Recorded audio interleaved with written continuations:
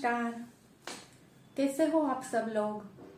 आशा करती हूँ आप लोग स्वस्थ, तंदुरुस्त और आनंद में होंगे। मैं डॉक्टर दक्षा पटेल पेट गर्भ संस्कार से माता के मन के जरिए फिर से आपके साथ जुड़ने आ रही हूँ। आज हम बात करने वाले हैं बच्चा प्लान करने के लिए पहले उसकी पूर्व तैयारी के रूप में। तो मैंने आपको लास्ट सेशन में बताया था कि काफी कपल्स हमारे पास आते हैं कि हमें स्वस्थ संतान प्राप्त करनी है, तो इसके लिए हम कुछ कर सकते हैं क्या और क्यों करना चाहिए?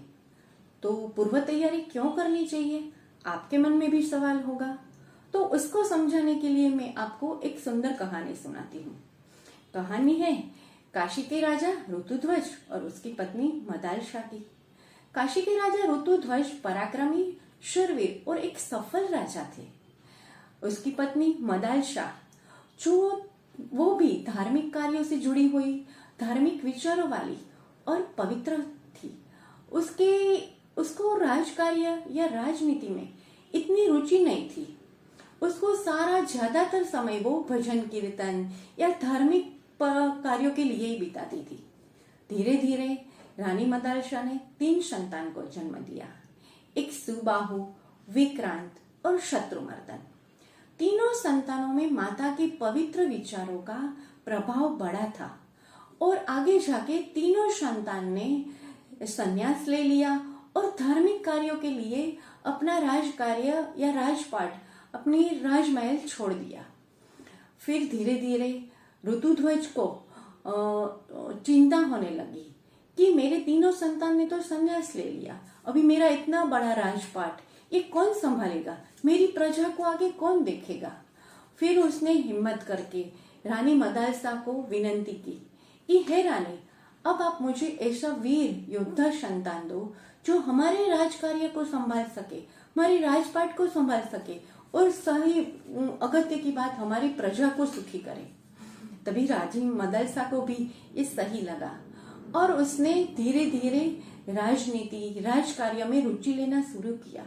युद्ध में शस्त्रों की वो सारा ज्ञान अर्जित किया और उसने एक संकल्प किया, एक शूर पराक्रमी संतान को जन्म देने का। और वो गर्भावस्था में उससे बातें भी उसी से रिलेटेड करती रहती थी और उसका परिणाम हुआ कि थोड़े समय के बाद उसने वीर संतान को जन्म दिया। वो है राजा अलर्क, जो आगे जाके एक सफल राजा बने और शूरवीर पराक्रमी तो थे। तो आपने देखा ना कि माता और पिता की इच्छा है वो संतान को कैसा बनाने में, क्या बनाने में कितना बड़ा महत्व का रोल प्रदान करती है। क्योंकि जब हम कोई बच्चा प्लान करता है तो उसी के विचार, उसी की इच्छाएं वो बीज बनता है, उसमें भी आ जाती है, तो वो ज्यादा इफेक्टिव रहता है। आयुर्वेद में हमारे महर्षि सुश्रुत ने बताया है कि ध्रुवम चतुर्णाम सान्निध्यात् गर्भः शात विधि पूर्वकः ऋतु क्षेत्रम्बु बीजानाम सामग्र्यात् अंकुरो यथा। इसका मतलब है जैसे उत्तम फसल पानी हो तो उसके लिए उसके सही ऋतु होनी चाहिए, फिर साफ सफाई किया हुआ, खुदाई किया हुआ खेत चाहिए, फिर उसके लिए जल और उसके जो खातर वो सब कुछ चाहिए, और सबसे सही और जरूरी है वो उत्तम बीज चाहिए। तभी हम सही फसल और उत्तम फसल उसमें से पा सकेंगे। यही चीज है वो गर्भ में भी लागू होती है कि हमें जो उत्तम संतान चाहिए तो ऋतु मतलब स्त्री का सही मासिक चक्र होना चाहिए, फिर उसका गर्भाशय है वो स्ट्रॉन्ग और शुद्ध जो आगे बालक को कैरी कर सके, और तीसरा हमारा शरीर है, माता पिता का शरीर है वो आहार विहार से परिपुष्ट, स्वास्थ्यिक और मानसिक रूप से स्वस्थ, और उसका बीज है वो मतलब अविकृत, मतलब एकदम नॉर्मल होना चाहिए। तभी है वो कपल है वो उत्तम संतान को जन्म देगा।